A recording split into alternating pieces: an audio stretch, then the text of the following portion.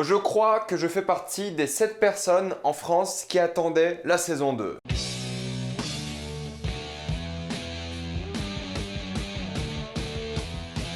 Black Summer, saison 2. Comme d'habitude, jusqu'à la minute indiquée dans le titre de la vidéo, il n'y aura pas de spoilers quand c'est tranquille. Après, on va tout spoiler. Et si vous n'avez pas vu la première saison, vous pouvez quand même regarder cette vidéo. Dans un monde apocalyptique, l'humanité a presque disparu et les zombies règnent. Sauf que ce ne sont pas des zombies lents, mais extrêmement rapides et extrêmement dangereux. J'ai appris que cette saison 2 existait la semaine dernière. La saison 1 est sortie il y a 2 ans et je pensais que la série a été annulée, mais pas du tout, il y a une saison 2. J'avais parlé à l'époque de la saison 1 que j'avais étonnamment beaucoup aimé, c'était pour moi l'une des meilleures séries de zombies qui a été dépassée par la suite par Kingdom. Et là, saison 2, vu qu'il n'y a pas eu trop de marketing, j'ai pas trop entendu parler de la série, je me suis dit peut-être ils sont pas confiants et ça va être catastrophique. Et écoutez, ça reste toujours mieux que The Walking Dead. Le clash totalement gratuit. Saison 2 est composée de 8 épisodes de 45 minutes. Évidemment, c'est mieux de regarder la première saison avant d'attaquer la deuxième, mais honnêtement, je pense que vous pouvez quand même regarder la deuxième sans avoir vu la première. Il n'y a pas trop de continuité, c'est pas vraiment l'intérêt de la série. L'intérêt de la série, c'est pas non plus, on va dire, l'histoire ou même les personnages, c'est la mise en scène. Mais avant de commencer la critique, j'aimerais savoir pourquoi Netflix met des alertes avant chaque début d'épisode. Il y a un épisode dans cette série où il y a marqué « Attention, cet épisode contient un suicide ». Merci le spoil. Je veux bien que tu essaies de te laver les mains de ce que pourraient faire les gens, d'accord, mais là tu spoil littéralement l'épisode, car maintenant je sais qu'il y aura un suicide dans cet épisode. Dans un monde aussi désespéré que celui de Black Summer, forcément c'est un gros spoil. Donc honnêtement, c'est vraiment quelque chose qui devrait arrêter ou devrait nous permettre de désactiver. Ça éviterait d'attendre tout l'épisode pour voir un suicide, parce que tu sais qu'il va arriver, parce que tu as vu le panneau en début d'épisode. Le cœur de la série, c'est pas forcément les personnages, mais c'est la mise en scène et l'ambiance. La mise en scène est vraiment bien pour la simple bonne raison que c'est filmé comme très peu de séries télé, donc c'est caméra épaule et quasiment que des plans séquences. C'est une série qui, dans sa première saison, était très fauchée, et c'est pas une série qui est faite pour tout le monde. Tous les décors sont en extérieur, ou quasiment, il n'y a aucun figurant, ou quasiment, il n'y a que des acteurs et des zombies. Le monde a l'air très vide, ce qui aide vraiment à l'ambiance du monde, mais globalement, vous n'allez pas avoir beaucoup de budget. C'est fait de manière à être très intense et très intime. Il n'y aura pas d'effets spéciaux, pas beaucoup, il y aura très peu de choses comme ça. Ils sont vraiment allés chercher des endroits paumés pour filmer, et ils sont allés filmer. T'as l'impression que c'est une petite équipe qui allait faire ça. C'est pas forcément le cas, hein. Peut-être comparé à d'autres séries, c'est une petite équipe, ok, mais tu vois qu'il y a beaucoup de chorégraphie, tu vois que c'est quand même préparé à l'avance. Ils font pas juste des plans séquences au pif, ou du moins j'ai pas l'impression, mais ça a l'air organique, ça a l'air authentique. Donc pour les gens qui aiment la mise en scène, franchement c'est une série qui est très prenante. Est-ce que ça devient un peu répétitif? Un petit peu quand même, vraiment j'ai trouvé que à certains moments ça se répétait un peu dans la mise en scène. Et à un moment les plans séquences, bah t'aimes ça, c'est intense, et ça devient un peu répétitif parce que c'est les mêmes procédés à chaque fois. Et la première scène de la saison 2 est plutôt cool parce que ça mélange plein de plans différents et tu vois que c'est les réalisateurs qui s'amusent. Tu vois qu'ils essaient de faire des trucs surprenants et intenses avec une vraie tension. Du coup t'auras beaucoup de plans larges, t'auras vraiment un vrai travail sur l'image aussi. Ils essaient d'avoir des beaux cadres. Il y a un vrai travail qui est fait sur la désolation que j'ai vraiment beaucoup apprécié. Les plans séquences évidemment, ils essaient à chaque fois d'être créatifs avec, même si bon, comme je vous l'ai dit, ils arrivent à se répéter un peu vers la fin, ou on va dire vers le milieu. La fin pour le coup elle est originale parce que c'est les décors qui rendent ça original. Et il y a de vraies bonnes transitions, et en général les séries, il n'y a pas de mise en scène, ou très peu. Et là, il y a que ça, et c'est ça qui est génial. Et cette mise en scène, elle crée une vraie dramaturgie, une vraie intensité, et des fois même de l'émotion, parce que bah mine de rien, c'est assez prenant. T'as l'impression de faire partie de l'un de ces survivants, parce que encore une fois c'est caméra épaule, tu vois le caméraman courir avec les personnages, enfin tu le vois pas mais tu le ressens, t'aimes les cascades, t'aimes les chorégraphies, t'aimes vraiment l'authenticité de la série, et ça c'est cool. Après c'est pas pour tout le monde parce que du coup on va dire que tout a été fait pour la mise en scène. Du coup ils ont abandonné pas mal d'autres concepts. Pour le coup il n'y a pas vraiment de personnages, c'est-à-dire qu'on va suivre plein de personnages différents. Il y a un personnage principal, mais on va dire que les autres sont assez annexes et on va pas parler d'eux, on va parler de leur expérience, on va vivre leur expérience avec eux. Il y a très peu de développement, c'est pas le but c'est de mettre les personnages dans des situations compliquées, dans un monde difficile, et de les faire vivre. Alors il y aura toute une thématique par rapport à ça, mais pour ceux qui veulent des dialogues, il y en a quasiment pas, vraiment c'est vraiment presque une série muette. Il y a que des bruits de zombies, des bruits de pas, des bruits de flingues et des choses comme ça. On est sur un monde très vide comme je vous l'ai dit, du coup ça aide vraiment cette ambiance de désolation. T'as l'impression que c'est la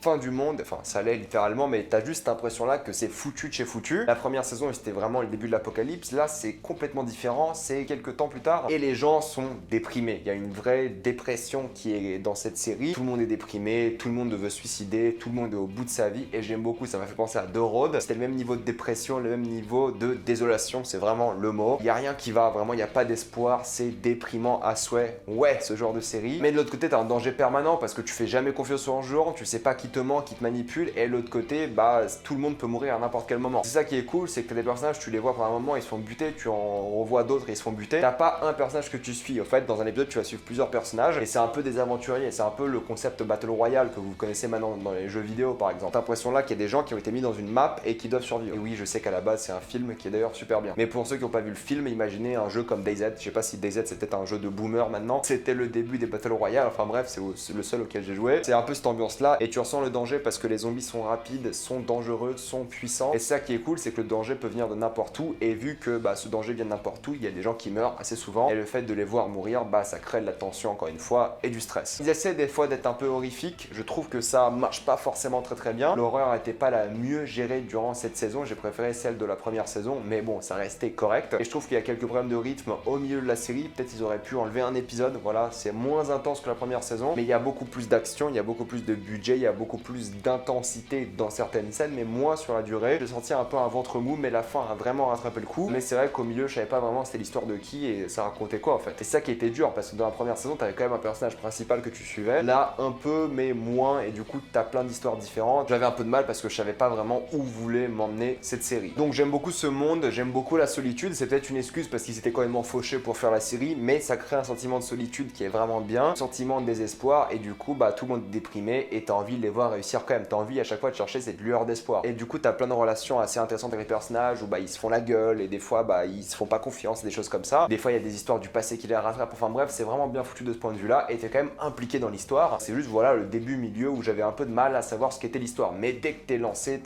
et c'est cool. C'est quand même spécial de sortir une série qui s'appelle Black Summer en plein été, mais tous les événements se passent dans de la neige. J'aime bien le côté zombie et neige, je trouve que ça marche plutôt bien. Et j'aime bien le fait que il y a pas beaucoup de paroles, comme je vous l'ai dit, il y a que des sons extérieurs du monde, mais c'est aussi très calme de manière générale parce que il se passe rien tout simplement. Imaginez le premier confinement dehors, c'était pareil. Et j'aime bien les idées qu'ils ont. Des fois on va suivre un zombie pendant quelques minutes, ça sera lui le personnage principal. Ensuite on va suivre d'autres personnages à différentes temporalités, c'est-à-dire qu'on va commencer par un personnage qui est à la fin de son histoire et ensuite on va repasser à un autre personnage qui est lié à celui-ci mais qui lui est à son début, et du coup dans la narration les deux histoires s'entremêlent à la fin. Et ça c'est plutôt cool et satisfaisant et ça le fait assez souvent. Des fois tu vois la fin d'un personnage et t'arrives à comprendre ses motivations, t'arrives à comprendre comment il en est arrivé là, tout ça en ayant le point de vue des autres personnages, mais lui il intervient dans leur histoire. Donc il y a une sorte de narration un peu mélangée comme ça qui est plutôt efficace et qui donne envie de voir la fin parce que t'as envie de savoir comment ces personnages sont arrivés dans ces situations là. Mais pour conclure, écoutez, je pense que c'est clairement pas une série pour tout le monde, pas tout le monde va l'apprécier, il faut vraiment être, je pense, fan de mise en scène, aimer les séries contemplatives qui prennent leur temps, les séries de zombies avec des zombies vraiment flippants qui vont vite, et d'un autre côté aussi les séries qui ont pas le plus gros budget, qui ont des scènes d'action assez régulières, qui sont intenses mais qui sont rythmées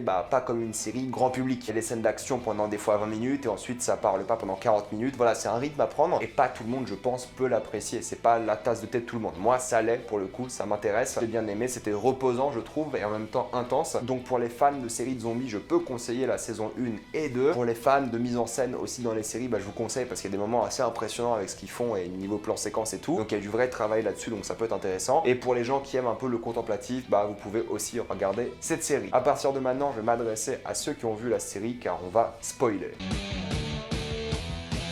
Pour spoiler, il n'y aura pas grand chose évidemment parce qu'il n'y a pas grand chose à spoiler dans cette histoire. Je pense que mon épisode préféré était le dernier avec justement l'aéroport et les hangars, et c'était intense parce que tout le monde voulait arriver à cet avion. Tout le monde se fout sur la gueule alors qu'il y a de la place pour tout le monde dans l'avion. Voilà, ça montre encore une fois la nature humaine, le truc classique de film d'apocalypse. J'ai bien aimé l'épisode avec les deux personnages noirs. Je sentais qu'il y avait un passé entre eux, une alchimie se crée, une amitié, mais au final elle bascule. Et j'ai bien aimé le dernier épisode où il y a l'électricité, de l'eau, de la nourriture, des boissons, parce que c'est un moment un peu plus reposant pour ce personnage qui ont beaucoup vécu et ils ont leur première nuit de sommeil depuis super longtemps, donc c'était un bon repos et c'est assez glaçant quand ils se rendent compte qu'ils doivent s'en aller. Ces épisodes là je trouve qu'ils cassaient un peu le rythme et c'était un peu différent et je les ai bien aimés, mais globalement je trouve ça vraiment sympa et les personnages c'est pas les plus attachants, c'est pas ceux qui ont le plus de développement, même s'ils font un travail sur ça à la fin avec les personnages principaux, mais globalement c'est pas pour ça que tu regardes l'histoire, tu regardes pour l'intensité et la mise en scène. Mettez-moi dans les commentaires si vous avez adoré ou détesté Black Summer saison 2, dites-moi ça en bas. Comme d'habitude, pensez à vous abonner à la chaîne pour plus de vidéos. Mettez un j'aime et partagez cette vidéo, ça aide beaucoup la chaîne. Si vous aimez la chaîne, pensez à le rejoindre sur YouTube en devenant membre en soutien. Suivez-moi sur tous mes réseaux et moi je vous dis à la prochaine fois. Salut à tous.